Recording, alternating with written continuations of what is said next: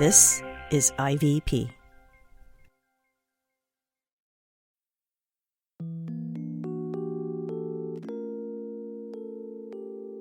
This is The Disruptors, a podcast from InterVarsity Press about how faith is changing culture in unexpected ways.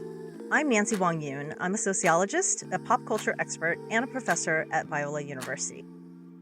New eyes that look at the world in new ways. New eyes make contact blue, green, and gray.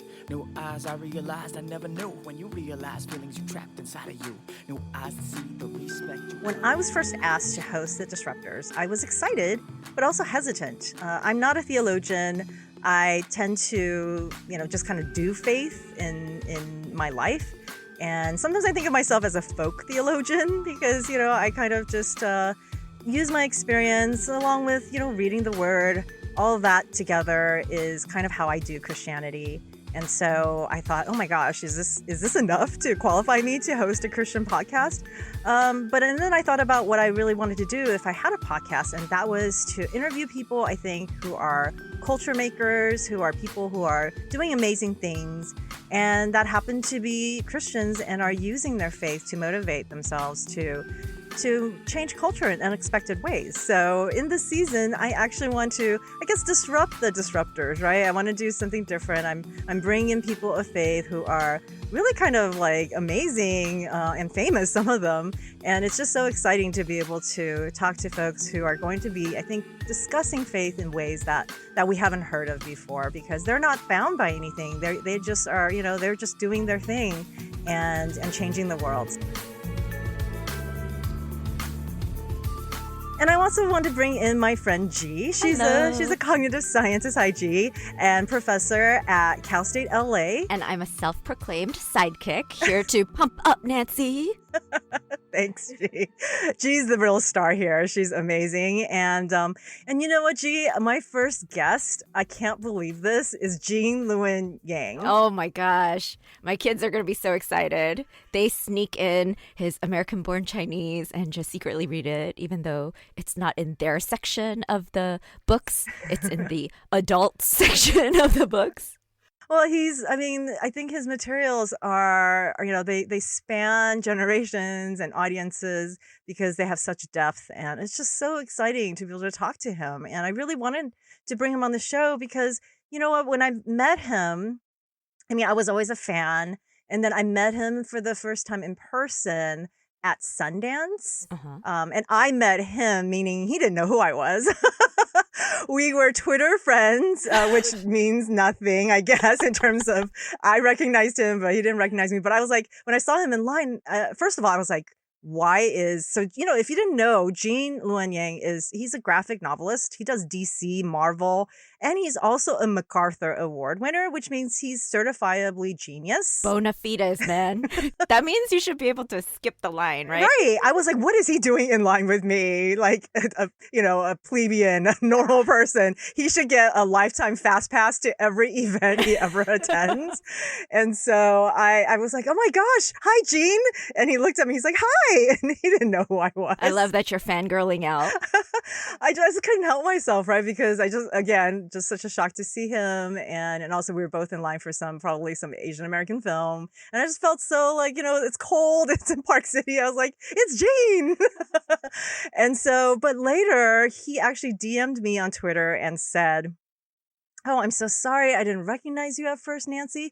And I was like, he did recognize me. McArthur Genius Award winner said, I didn't recognize you. I'm sorry. Oh, yes. And he did. And then he says, he apologized, which was, I thought, so humble of him, right? That he would apologize to me when, I had no right to expect that he would know who I was.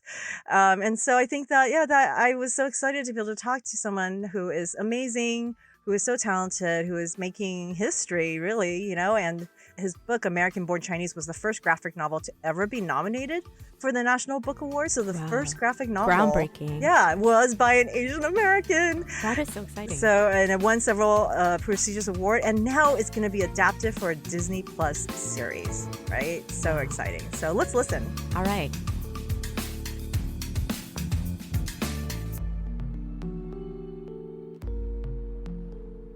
Can you pronounce your name for me, just to make sure I don't want to get it wrong? Yeah, it's Luen Yang. Okay. That's what I thought. Okay, perfect. Because sometimes it's like because I'm Wang, but it's pronounced Wong, but it's spelled. Yeah, Wang. I know. I'm trying to figure out if I'm supposed to switch or not. I know. But I haven't yet. Yeah. Okay, let's begin. Luen Yang. I can't believe I just did that. That's fine. You can do that too. No, That's fine. why did I just It's do totally that? fine. That is just so insane. Yeah. You can do Yang because maybe by the time this comes out, I'll have switched. Luen Yang, or Luen Yang, is a graphic novelist and MacArthur Award winner. He has written many celebrated graphic novels and comic books for DC and Marvel, just to name a few. His book, American-Born Chinese, was the first graphic novel to ever be nominated for the National Book Award, winning several prestigious awards, and is now being adapted for a Disney Plus series. Welcome, Gene. Thank you, Nancy. It's wonderful to be here. Thank you so much. Yeah, it's so great to have you. And I said both Luen Yang and Luen Yang because right before the recording, we talked about, wow, how do we pronounce our names? Because my birth name was Wang, or not birth name, I guess. It's the name that was translated when I immigrated. But now I go by Wong. Yeah, I mean, I've said Yang all my life, right? But when I speak Chinese, of course, it's Yang. And just recently, it's kind of come up. So I write Shang-Chi for Marvel. Shang-Chi, I grew up, like he's a character that's existed in the Marvel universe since the 1970s. So I was aware of him when I was a kid, and I always said Shang-Chi because that's what everybody said. And then after I started writing the book, I did a couple interviews with comics media, and the Marvel representative, like after one of the interviews, he corrected me. He's like, we're actually saying Shang-Chi now and not Shang-Chi. And it was a little annoying, but also he had a point, right? Because that's actually closer to how it sounds in Chinese. And since then, I've had like a couple of conversations with other people with the last name of Yang about whether we should switch or not. It's so hard Switch because, to Yang. all your life you've been saying it one way, and that's how you've been identifying. And then it's basically like saying, like, you yourself is not is as Chinese as you could be or something. And to have to grapple with that is tricky, right? Yeah, it's weird. And also the most prominent Yang right now is probably Andrew Yang, and his followers call themselves Yang Gang. They're not gonna like Yang Gang doesn't work as well, right? Yeah. So I don't know how that's even gonna work. I know, that's so funny. That's true. And so, oh gosh, it's so hard because I grew up like Wang Computer. That was like so old, right? And that was also a brand that was known.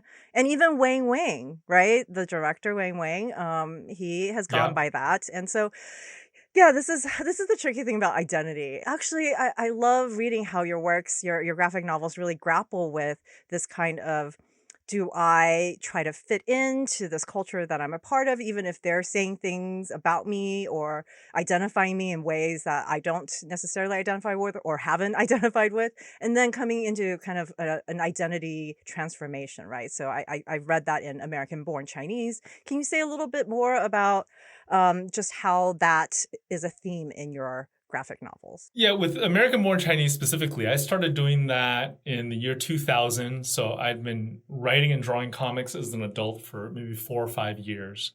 And I'd always had these Asian American protagonists, but their cultural heritage never played a part in the story.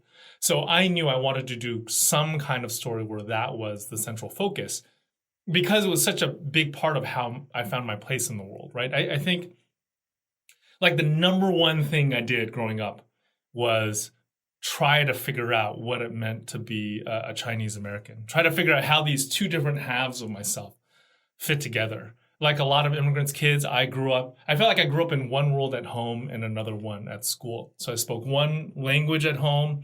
I went by one name at home. We said Yang at home, right? And then at school, it was just this completely different thing. At school, it was in English. I had an anglicized name. Outside of my teachers, I called adults by their first name, which was a complete taboo at home. There are all these different cultural expectations in the two worlds.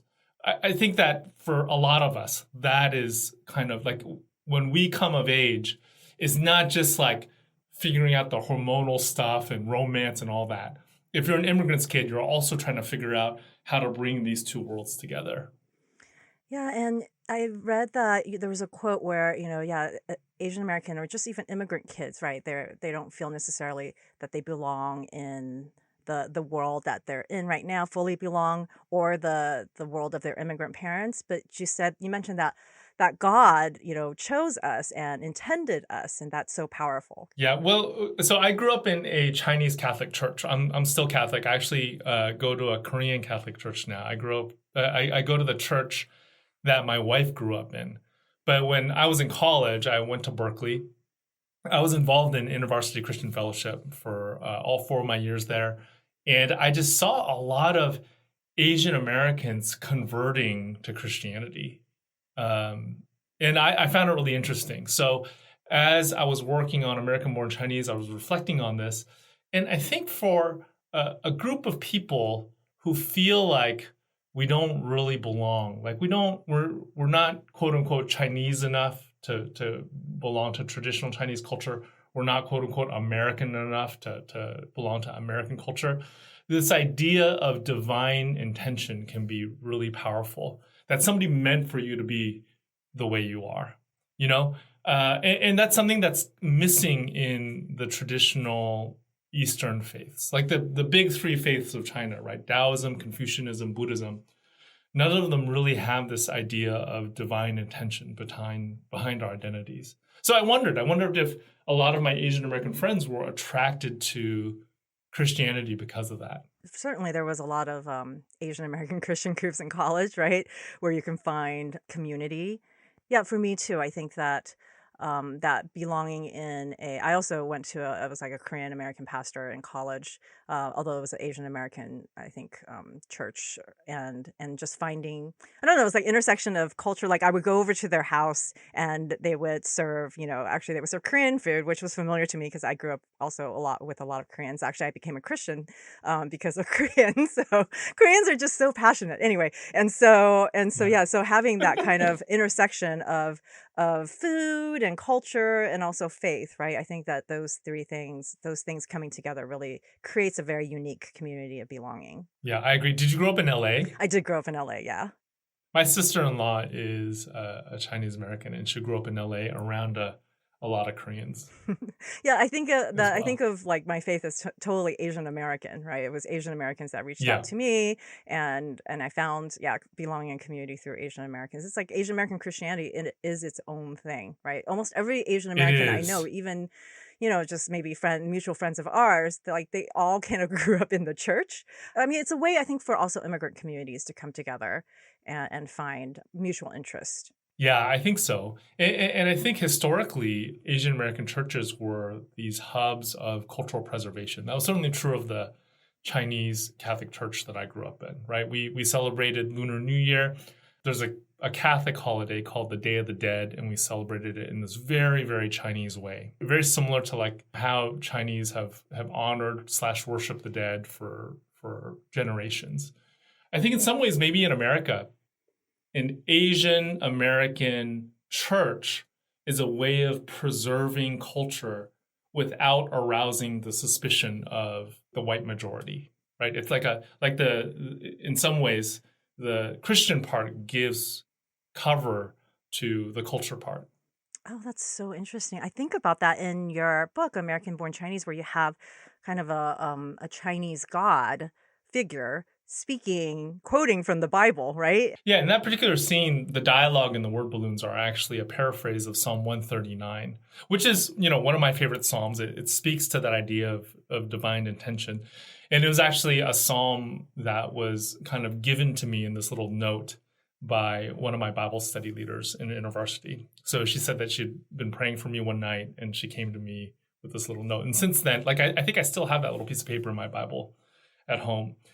I thought about that a lot. And there are 3 stories in American Born Chinese, and one of them is mythological. It's a retelling of the legend of the Monkey King, which is this old Chinese story. It was written down in a novel called Journey to the West about 500 years ago.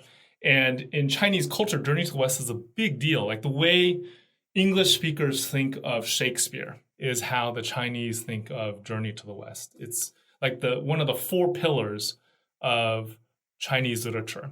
So in my version, I wanted to use the Monkey King and his friends to kind of talk about the Asian American experience. And I debated this for a while, but ultimately I decided to kind of blend the original story of the Monkey King with these Christian elements. In a way, I wanted to create like a blend of East and West, because I felt like that's what we are as Asian Americans. We're a blend of East and West. I mean, I think when you bring in Christianity, it's always not necessarily in expected ways. Like it's just kind of this mythological God speaking to his disciple, the Monkey King, right? And kind of but I could totally tell the kind of, if you're Christian and you know those verses, it's very familiar. But I also, in Superman Smashes the Klan, I feel like you also bring in maybe some critical elements of how people can misuse Christianity to justify maybe even like racism or bigotry, right? You actually bring it in that way. Yeah, I mean, I think this is a tension for maybe Christians of color in America, right? I do think there are two different visions of Christ. I'm sure there are more. But the two big ones that I think about a lot are, one is what I believe to be the Christ of the Gospels, a Christ that welcomes the outsider, and a Christ that kind of breaks through cultural norms and cultural borders, and kind of says that a Christ that establishes community not based on blood, but based on something else, based on faith. And then there is this other vision of Christ that is like a white identitarian figure. And both of those are prevalent, right? Both of those are prevalent in America. So I think when you look at the Ku Klux Klan, they used a lot of Christian imagery in how they talked about things. And if you, like, to do that book, I went on YouTube and I just listened to a bunch of interviews with these white supremacists and white nationalists. The vast majority of them use Christian language to talk about their beliefs. And I like, from my perspective, I think it's a selective way of talking about faith, right? I don't think they're talking about faith in a holistic way, at least my understanding of the Christian faith. Mm-hmm. They're not talking about it in that way. But it's still, like, you can't deny that it's deeply rooted in faith. It's deeply rooted in an image of Christ. I just think it's a different image of Christ than the one that I believe in or the one that I grew up with. It can also turn people away, right, from having any faith. If you start to think of faith synonymously with bigotry and racism in this case that you're talking about in terms of the Klan. But at the same time, I think that I still saw in the in even like Superman's development, as well as the Asian American family, that there was this kind of desire for diversity and unity, right? And so I didn't necessarily see faith, directly quoted, or the Bible directly quoted, but I felt like there were also kind of, community, like what we're talking about, how church and how faith can bring people together. So were you thinking about that in terms of kind of the protagonists in the book? Yeah, absolutely. Absolutely it was. I seeded it in there, but more as like Easter eggs. So I do have Superman's mom quote from the Bible. And then when Superman's running through Smallville to get back to his parents, he passes by a church, and there's a Bible verse on the sign for the church. So there's bits and pieces in there. I think that it's a central tension in America. Like, e pluribus unum is a central tension in America, right? Like, whether or not, and it's a tension that's existed since the foundation of the nation, whether or not it's possible to build a nation outside of blood and soil, with something other than blood and soil as the root, as the foundation. And I think that tension has lasted to this day. I also think that tension is reflected in a tension in Christianity, right? In the historical Christian church. So the Christian faith at the very beginning kind of maintained that you can build community with people who are different from you. But then if you look at the history of the church, it doesn't always play out that way. And even beyond that, I think for Christians of color, there's no denying that Christianity, the Christian faith, is a foundational piece of European culture, right? Like it's just go to Europe and look around at all the churches that are around, right? So is like, what is the Christian faith outside of white culture? I think that's a really interesting question. That's something that I think we have to wrestle with.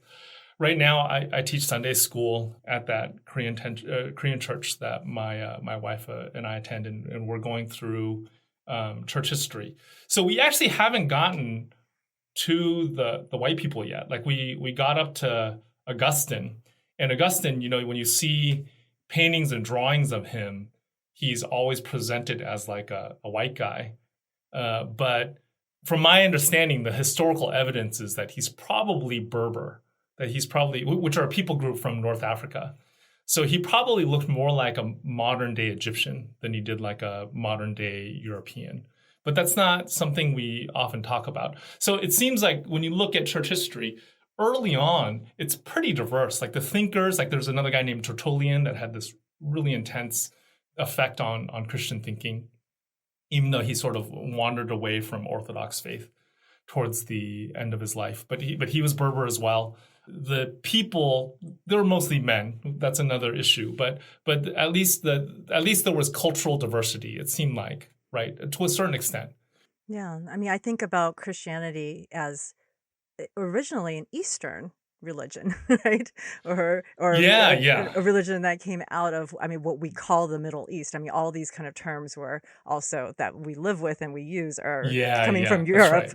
But that region is not Western, and I literally just started thinking about that and meditating on that more and more, that to think about the origins of Christianity, even though, yes, we acknowledge it as a Western religion because it has defined so much of Western European history. But, Jesus was Middle Eastern, right?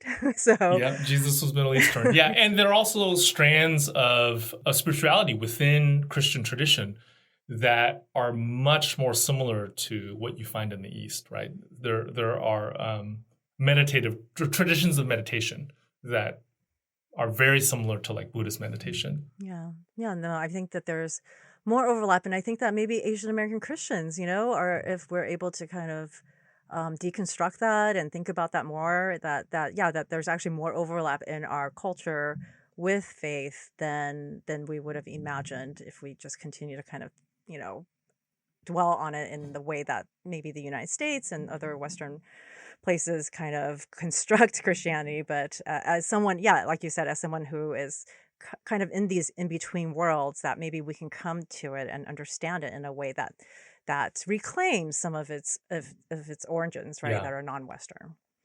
So I wanted to ask you, since we're talking about meditation, so you didn't always take a very straight path, that you wanted to major in art. This is what I read. And then you instead majored in computer science based on maybe immigrant parent pressure. But then I read that, then you became an engineer, and then you went on this 5-day silent retreat, right? Talking about meditation, thinking about kind of these more, not necessarily what we associate with ruckus church life, right? A silent retreat. And then all I read was that afterwards you came out and you quit your job and you changed your life. So what happened in this 5-day silent retreat? Especially for those of us who are thinking, are we living our best lives? We need answers. It was definitely an important part of my life, that silent retreat. So I did graduate from college with a degree in computer science. And that was in part to please my immigrant father, but I do also like computer science myself. I got a minor in creative writing, which ultimately has proven way more useful to me in my job than my computer science degree, completely against what my father said was going to happen. And after that, I was a software developer for a couple of years, and I went on this silent retreat. The retreat was put on by a priest from the Chinese Catholic Church that I grew up in. And it was 4 or 5 of us. We were all in our late teens and early 20s. That was the only time I've ever done that. I've never gone on a silent retreat since then. But we really were silent for 5 days. We didn't talk to anybody. We sat next to each other during meal times, but we didn't talk. The only time we ever talked was we would have one spiritual direction session for about an hour every day with the priest that was the retreat master. And it was kind of based on the Ignatian exercises. So out of that, I mean, it's not like I had like a flash of insight or anything. I think it was more mundane than that. It was like getting away from the noise of the world allowed me to connect with God and myself. And during that simple time, right? It was a very simple time. All I had to do was pray and eat and sleep. During that simple time, I came to the decision that what I really wanted to do with my life was, one, I wanted to become a teacher, and two, is I wanted to take comic books more seriously. And shortly after that, I did apply to different schools to become a teacher. I applied to only Catholic schools because I didn't have a teaching credential, so I couldn't teach in the public schools. And I ended up getting hired at Bishop O'Dowd High School in Oakland, California. It took like maybe 4 or 5 months for me to get that job. And I was there for 17 years. It was a wonderful experience to be a high school teacher. I really loved it.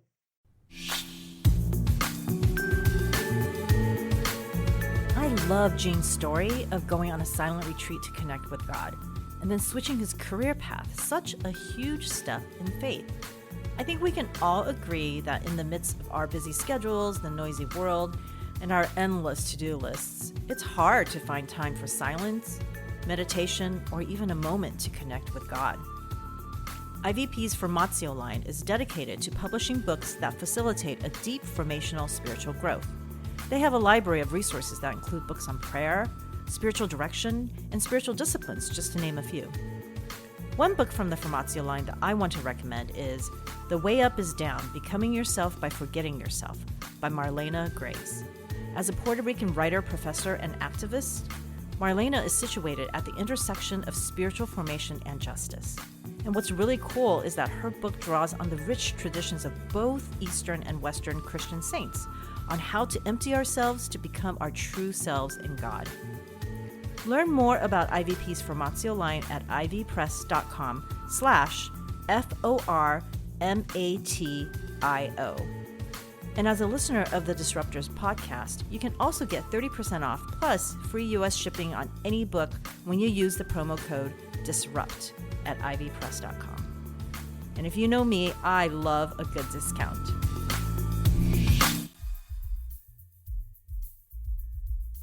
I too majored in creative writing. I wanted to be an art major, but I was too scared. I thought I would starve. So somehow English creative writing was somehow more lucrative. No, it wasn't. And then I also taught high school. So I was more like, I think even the subconscious, my mother told me that I could never make it as an artist because I would be starving. And that even that kind of messaging, even though it wasn't like she was telling me what to major in or anything, but I was scared. I was definitely scared to pursue that. I had that same talk with my dad. And then years later, I went to China. And I remember being at one of these touristy areas, and there was this guy with a little stand, and he was an artist. And he would paint on the insides of these glass bottles. He would paint like these beautiful like landscapes and like pictures of birds, and then he'd sell them to you for like, $5 US or $10 US. I mean, he was definitely on the edge. He was on the edge economically. And I think when my dad thought about artists, that's kind of what he had in his head. People who are immensely talented, but then are still living on the edge economically. I do think, I have kids now, and my oldest is 17, but when he was like 2 or 3, he picked up a pencil and he started drawing. And I remember, I didn't want this to happen, but I did feel a certain amount of dread come over me when he started drawing, I had that, the worry that my dad had, I had. I completely agree. So I have a kid, and she saw someone in San Francisco selling poetry on the street, writing like poetry. And that's when she decided, I'm not going to starve. I don't want to be an English person, even though she loves English. So it's this kind of like when you see someone doing what you think you would love to do, but starving, that is like really intimidating, right? And I think it is this kind of, I think because we are, even though, I myself actually am an immigrant, but I think this kind of the survival instinct, because it does feel like you talk about being on the edge economically, but I think that there is this kind of edge in terms of kind of racial belonging, right? We're kind of on this edge. It's not like things are going to ever be easy for me or for my offspring, and there is this feeling like we got to work really hard and we got to find the right career. I mean, trusting in God through it all, but it is this kind of Yeah. this risk. Everything seems like a risk, right? Yeah, everything seems like a risk. But no way to get you around were, I that. mean, I think you're living the dream that a lot of us are like, oh my gosh, doing what you love and making a living, and you got the MacArthur Award, so it's like, I mean, how do you feel where you are now? Like looking like, when you were young and, drawing your comic books in, I think, high school, right? And like looking at you now, like what would you tell your young self? I was just having this conversation with my brother-in-law. Actually, my brother-in-law is a Roman Catholic priest, so my wife's little brother, and he does like funerals a lot, so he's thinking about death a lot. So we were talking about like the end of our career and how we feel about our careers now. And first is like, I can't believe how fortunate I've been. It's just shocking to me. Like if I could travel back in time and tell my 12-year-old self that this is what my life is like now, I think he would freak out. He'd be so excited he'd like pee his pants or something. It's just shocking. But at the same time, I don't know if this is like from my dad or what, but there is a part of me that's constantly waiting for everything to fall apart, And that's what I told my brother-in-law. It's like, I'm always like waiting for everything to fall apart. There's a part of me that just won't go away. And maybe that's good. I don't know, but I definitely have it. Yeah, I mean, oh gosh, I think, well, it is this constant flux, right? Because I mean, right now, Yeah. like I think people wouldn't have expected there to be such a kind of rise in anti-Asian hate, and I think a lot of Asian Americans who Yeah. maybe have thought, okay, my life is stable, maybe I've reached middle class status, and yet like you can walk on the street and someone could attack you, right, or insult you at any time, and Yeah. it Yeah. is. And obviously during the pandemic, I think we're all kind of like fearful, like tomorrow could be our last day. We don't know. And so Yeah. how do you think your faith helps you kind of get through these fears of it could Yeah. all like, Well, fall apart? yeah. Well, first, did your parents ever chastise you for like bragging or for like being too happy about something? Did you ever have that? Gosh. No, but that's because they never really complimented me at all. There was like, or we didn't Yeah. like talk Yeah. about my achievements hardly ever. It was always like, okay, on to the next thing. But was that your experience, Gene? Yeah. Yeah, I kind of had that too, right? I kind of had that too. And there was, there was sometimes happiness about stuff, but it always felt like it was muted or it was limited. And so when I was doing I did a graphic novel about the Box Rebellion, which took place in China in the 1900s, and I was researching like Chinese culture at the time. And I came across this thing where there's this belief that if your child was too smart or too successful, like the demons would come out and get them. So what parents would do is when they were in public, they would verbally insult their kids, like tell them they're stupid and stuff to kind of trick the demons. And I don't think like my parents, they're Catholic. They don't believe that. But I also wonder if some part of that culture kind of filtered down. And now like we've kind of internalized that, where we have that voice that's trying to keep the demons away, telling us that that we're dumb. Like I don't know. I find myself doing that with my own kids too, without meaning to. I find my dad's voice coming out of my mouth, like almost unconsciously. Does that also It's just such a intersect? weird Does that thing. intersect though with Christian humility as well? Like is it Yeah. like we shouldn't, and also making ourselves more bigger than God kind of ideas of so Yeah, yes, I think there definitely is that. I think there's two things, right? Like at play with Asian Americans, maybe Chinese Americans in particular, but there is like this cultural humility that is part of Chinese culture that might even be rooted in those beliefs about demons. Like if you're too fortunate and you're too proud of it, like the demons of misfortune will come get you. There is that, but there is also Christian humility. The priest that ran that silent retreat, he once told me that he believed that humility is simply telling the truth, is being truthful about yourself, right? Like if you're truthful about yourself, you're a creature in the presence of God, right? You're not God. You're a creature in the presence of God. You're a creature who is finite. I think there's something very comforting about that. It also does push against like the false version of, or the cultural version of Chinese humility, where some of those voices that might not necessarily be helpful that we might have inherited from our parents. I think it pushes against that. So that's how I try to think about things, right? I try, like when I think about the future, I try not to view it with dread, which I think is my natural state, is just to feel a lot of dread when I think about the future. No matter how good things are going in the present, there's part of me that feels a lot of dread when it comes to the future. I just try to be truthful about what's going to happen in the future. Like, ultimately, my career could go up, it could go down, but it doesn't necessarily have any bearing with what's actually important in life. You know, I was not a sports guy when I was a kid, but I did do another graphic novel recently called Dragon Hoops, which is about basketball. That was the very first time that I ever like paid attention to basketball at all, because I was like a complete nerd and completely uncoordinated when I was a kid. But one of the things that struck me about basketball is that there's like this game that's played on the court. Every sports person knows this already, but it was totally new to me, you know, as a nerd. But there's a game that's played on the court, and there's also this game underneath, right? That is not on the court. So the game that's played on the court, you're trying to score as many points as you can. The game that's underneath, it's like about building camaraderie with your teammates. It's about developing your own character. It's about becoming a better person. And you can actually lose every single game that you play on the court and still win the game underneath, right? But the thing is, if you go on the court and you don't try to win, you don't win the game underneath. You have to try to win. And I think, like, again, every sports person knows this, but like all of life is kind of like that. Like my career, I do want it to go well, but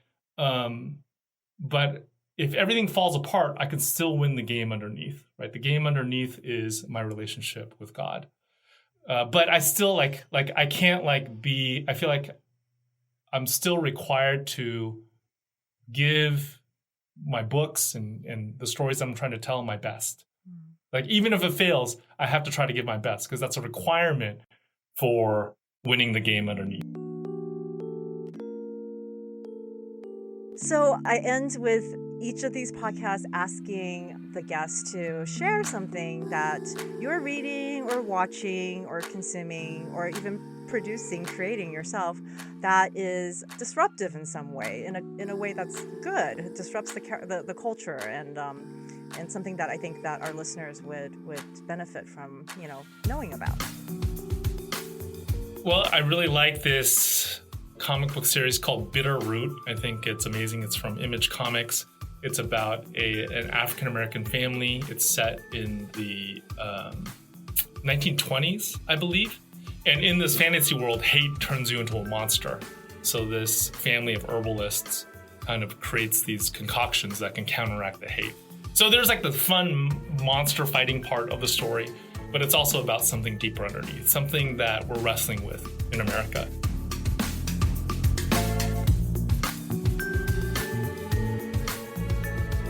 Nancy, what an amazing interview. You guys talked about so many different things, so many aspects of your life. What was something that surprised you about this? Well, like I said in the beginning of this episode, I was always struck by how humble he seemed. And so I wanted to ask him about humility, right? And then he really surprised me because he talked about humility in terms of being afraid, like that demons are going to take away our success. Our children's luck. Right, our children, our progeny, or even our, just feeling like you will never, you can't say anything good about yourself because you're going to be a target, right? And that's crazy, because after winning a National Book Award, a McArthur Genius Award, you would think you should have no more insecurities in life ever. Right, if you're certified as a genius and you get, $600,000 to do anything you want, that's pretty much the pinnacle of achievement, right? But he never really comes off as, hi, I'm a genius, or anything like that. But then I thought that was just some sort of innate humility. But now I realize he said it's like this, there's actually some, cultural it's linked up with culture, right? So And you it pointed affects out culture. that it also has to do with our Christian virtues and beliefs about humility and the role of humility. Yes, I love that idea of humility as not false, right? That this true humility is actually a true knowledge of ourselves, which I don't know. I feel like it's released me from something. I don't know what yet, but released me. You know, at the end, I'm not like a sports person or anything, but I really like the idea of the true game, you know? And it's like to recognize that what's going on in the world is like, we ain't about that game. You know, we're about a different game. But what's the real game? And you have to somehow like figure out how to act and to be true and to like play the game to the best of your ability. But you always have to keep your eye on the fact that, wait, some of this stuff, that's not the true game. Yeah, that your achievements in whatever career that you're doing, that's only one layer, right? Something below that is kind of a deeper commitment to faith, deeper commitment to humanity, to others, And the perhaps team, the more right? The truer team. one. Yes, for sure. That is Because for I sure. think that's the part that's interesting to me. You know, being Asian American, coming from a family who's like, you know, like they really care about like making sure you have material safety and wellness, right? And then to say, well, what's the true game? You know, Right, like all of our lives, it's like getting that 100% or that, extra 1600 credit. on the SAT. I know it's not 1600 anymore, but whatever it is. The perfect score, The McArthur Genius Award. That's right. Well, we both have PhDs. We're both high achieving, folks who have, I think, played that game all of our lives, right? But as I get older, as I continue to live life, I definitely want to do things that are meaningful, that will actually have lasting legacy on bettering human existence, right? I mean, that sounds like also like not humble, but that is a goal. That's my goal. It doesn't mean that I'm going to achieve it at all, but I But feel you'll like die trying.